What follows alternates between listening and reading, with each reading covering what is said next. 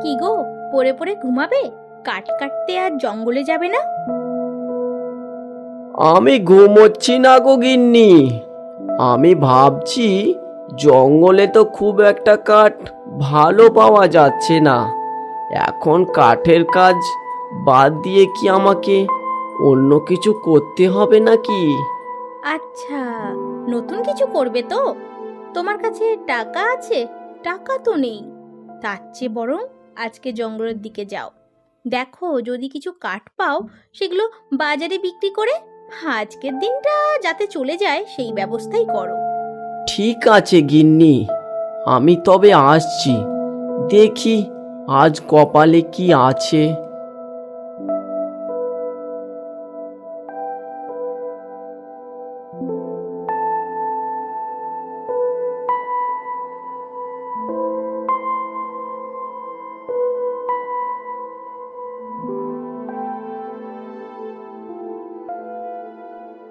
গিন্নির কথা শুনে তো আজকেও চলে এলাম কাঠ কাটতে। আশেপাশের গাছগুলোতে তো শুকনো কাঠ নেই। দেখি আরো একটু এগিয়ে যাই।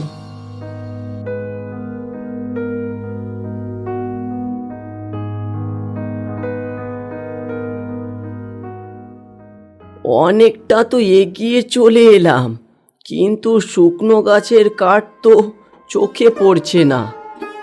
আজকে কি না খেয়ে থাকতে হবে নাকি? হে উপরওয়ালা, তুমি একটা কিছু পথ দেখাও।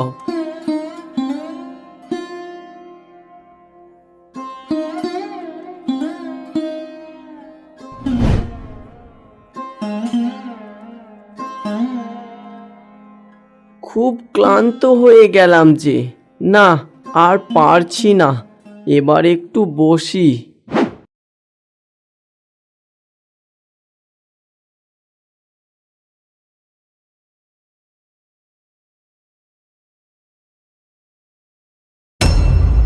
আরে এই জঙ্গলের মধ্যে এত সুন্দর একটা ফুলের গাছ!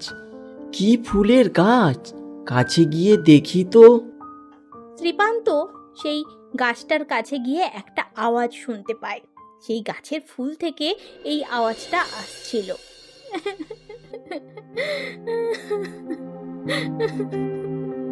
আমাকে আমাকে কেউ বাঁচাও, বাঁচাও আমাকে কেউ, বাঁচাও আমাকে কেউ, বাঁচাও। আরে, ফুলে কান্না করছে! তুমি কান্না করছো কেন? তুমি কে গো? আমি আমি এই ফুলের মধ্যেই বন্দি আছি।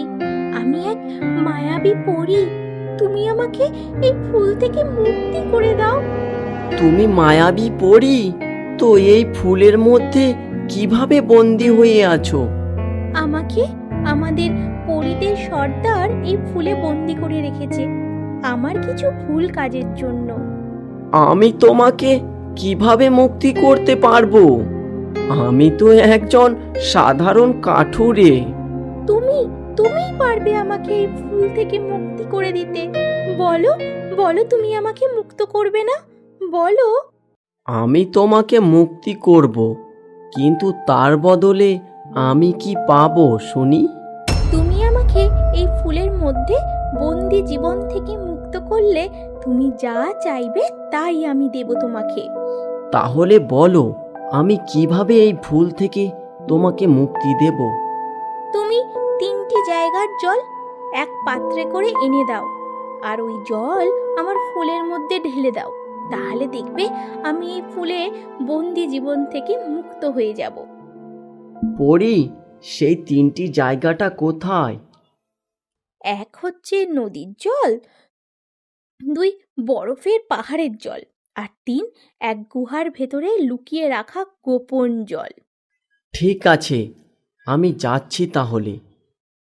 শ্রীকান্ত সেই পরীর কথা মতো বেরিয়ে পড়ে।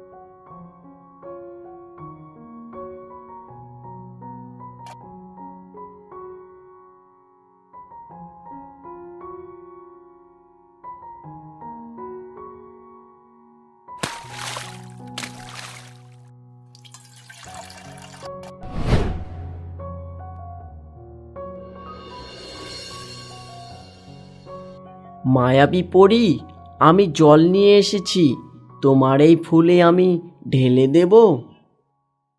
হ্যাঁ কাঠুরিয়া, তুমি জল নিয়ে এসেছো, দাও, এই ফুলে ঢেলে দাও কাঠুরিয়া। কাঠুরিয়া সেই জল ফুলে ঢেলে দেয়া মাত্রই সেই ফুল থেকে একটা সুন্দরী পরী বেরিয়ে আসে আর বলে, ধন্যবাদ কাঠুরিয়া ভাই, তুমি আমাকে আমার আগের রূপ ফিরিয়ে দিয়েছো। বলো বলো, এবার তুমি কি চাও আমাকে বলো। আমার চাওয়া বলতে তো সেরকম কিছুই নেই, ঘরে খাবার মতো কিছু নাই। আজকে জঙ্গলে এসেছিলাম কিছু কাঠের উদ্দেশ্যে, কিন্তু পাইনি। আজ যদি আমি কিছু কাঠ পাই তাহলে সেগুলো বাজারে বিক্রি করে আজকের মতো দিনটা কাটতো তাহলে আমার। তুমি কি আমাকে কিছু শুকনো কাঠ দিতে পারবে পরী? আরে, এই সামান্য তোমার চাওয়া? আমি তো ভেবেছিলাম তুমি অনেক কিছু চাইবে। কাঠুরিয়া, এই নাও, এই চাবিটা তুমি নাও। তুমি এই গাছের কাছে এসে এই চাবিটা ছোঁয়াবে, দেখবে আমি সঙ্গে সঙ্গে হাজির হয়ে যাব। কিন্তু আজকে আমি তোমাকে কাঠ দিয়ে দিচ্ছি, এইগুলো নিয়ে যাও তুমি। পরী তার শক্তি দিয়ে সেখানে কয়েক বোঝা কাঠের আঁটি জোগাড় করে দেয়। নাও কাঠুরিয়া ভাই, এই কাঠগুলো নিয়ে তুমি যাও। ঠিক আছে পরী, এখন তবে আমি আসছি। এই কথা বলে শ্রীপান্ত কাঠের বোঝা মাথায় করে বাজারে নিয়ে যায়। বাজারে সেই কাঠগুলো বিক্রি করে এবং বাড়ির জন্য সংসারের সমস্ত জিনিসপত্র কিনে নিয়ে আসে।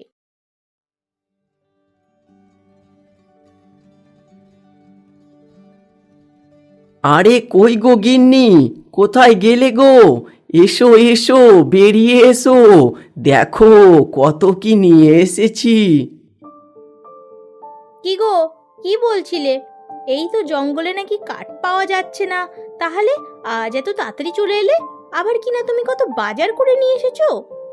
আরে বলবো গো বলবো, সব বলবো।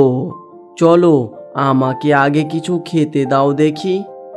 হ্যাঁ চলো চলো, খেতে দিচ্ছি তোমাকে।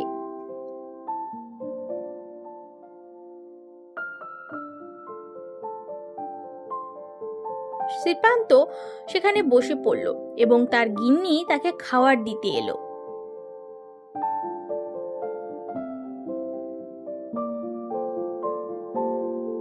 কি গো, আজকে জঙ্গলে তাহলে অনেক কাঠ পেয়েছিলে না?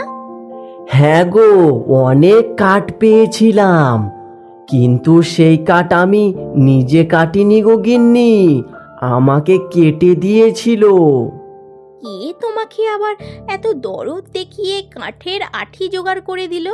কে গো? হে হে হে, কিছু পেতে হলে কিছু দিতে হয় গিন্নি, আর আমি সেটাই করেছি। শোনো তাহলে। শ্রীপান্ত তার বউকে জঙ্গলের পরীর সাথে ঘটা সমস্ত ঘটনা খুলে বলে।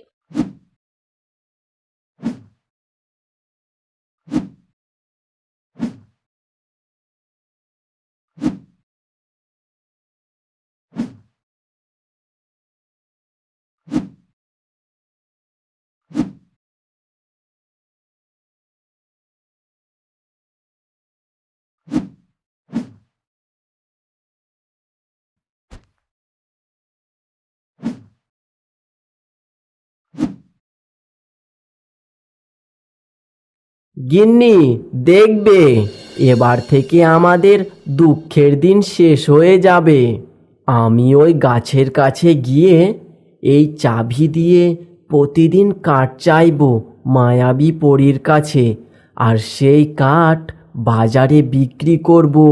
তাহলে আর আমাদের কোনো চিন্তা থাকবে না গিন্নি। কেন গো, কেন? তোমাকে তো পরী বলেছিল তোমার যা ইচ্ছা তাই চাইতে পারো, তাহলে তুমি শুধু কাঠ চাইলে কেন? না গিন্নি, অত লোভ ভালো নয়। আমি এই চাবি দিয়ে প্রতিদিন ওই গাছের গোড়ায় গিয়ে পরীর কাছ থেকে শুধু কাঠই নিয়ে আসবো। তুমি অনেক সতী সাবিত্রী গো। দেখবে আমাদের এই গরিব অবস্থাতেই পচে পচে মরতে হবে। গিন্নি, তোমাকে কতবার বলবো অত লোভ ভালো নয়। আমরা গরিবই ঠিক আছি, বুঝলে? চলো ঘুমাবে, চলো।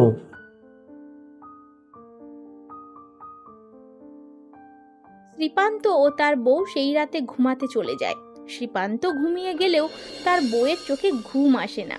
সে ওই চাবিটার দিকে তাকিয়ে তাকিয়ে ভাবতে থাকে, আর মনে মনে খালি একটাই চিন্তা সে করতে থাকে, কিভাবে পরীর কাছে গিয়ে অনেক কিছু চাইবে।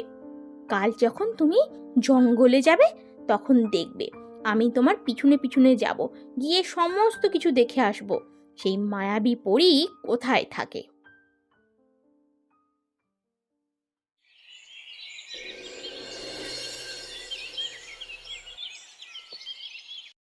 গিন্নি, আমি চললাম জঙ্গলে। তুমি চলো, আমি আসছি তোমার পিছু পিছু। মানে হ্যাঁ, যাও যাও, চললে আচ্ছা, বেশ, যাও যাও যাও।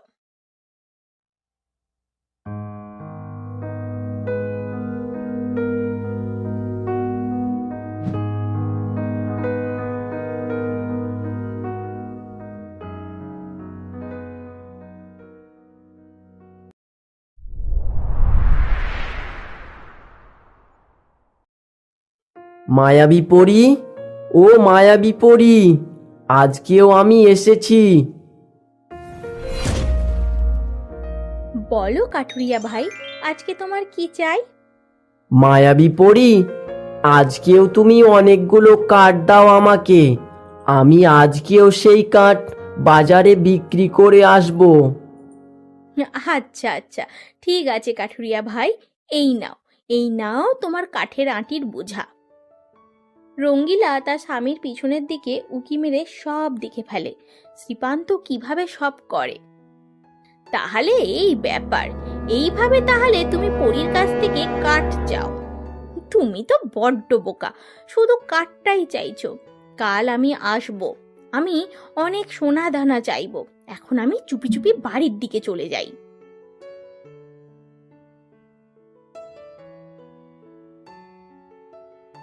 মায়াবী পরী, আজকে তাহলে আমি আসছি, আবার কালকেও আসবো। ঠিক আছে কাঠুরিয়া ভাই, হ্যাঁ, আজকে তাহলে তুমি এসো।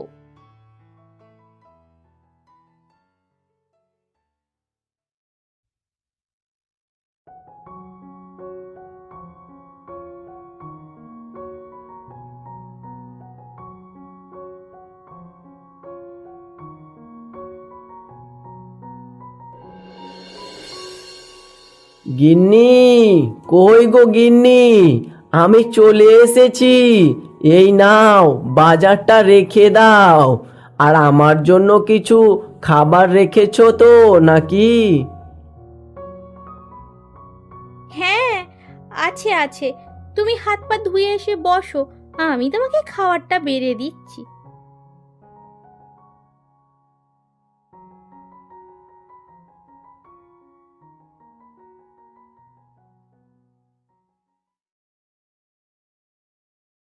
কাঠুরিয়া স্ত্রী চুপি চুপি চাবিটা নিয়ে সেই গাছের কাছে চলে যায় এবং গাছের কাছে গিয়ে 3বার চাবিটা ছোঁয়ায়। তখনই সেখানে পরী চলে আসে। এই মায়াবী পরী, দাও দাও দাও, তুমি আমাকে অনেক সোনা দাও, অনেক মুদ্রা দাও, সোনার হার দাও, সোনার মুদ্রা দাও, তোমার কাছে যা আছে অলংকার সব আমাকে দাও। তোমাকে সোনার হার দেব? ঠিকই দেব, কিন্তু তুমি কে? তোমাকে তো আমি ঠিক চিনলাম না। আমি আমি ওই কাঠুরিয়া শ্রীপান্তের স্ত্রী। ও আচ্ছা, আমি সবই বুঝতে পেরেছি। দাঁড়াও দাঁড়াও, আমি তোমাকে আমার সোনার হার, আমার যার কাছে যা গয়নাগাটি আছে সব দিয়ে দিচ্ছি। এই নে। মায়াবী পরী তার জাদু শক্তি দিয়ে তার গায়ে সাপ দিয়ে দেয়। হুমা, হুমা, এ কি করলে? এ কি করলে গো? আমাকে আমার গায়ে সাপ ছুঁড়ে দিলে কেন? হোমা গো, মা গো, মরে গেলাম গো, আমাকে আমাকে ছিঁড়ে খেলো গো, পালাই পালাই।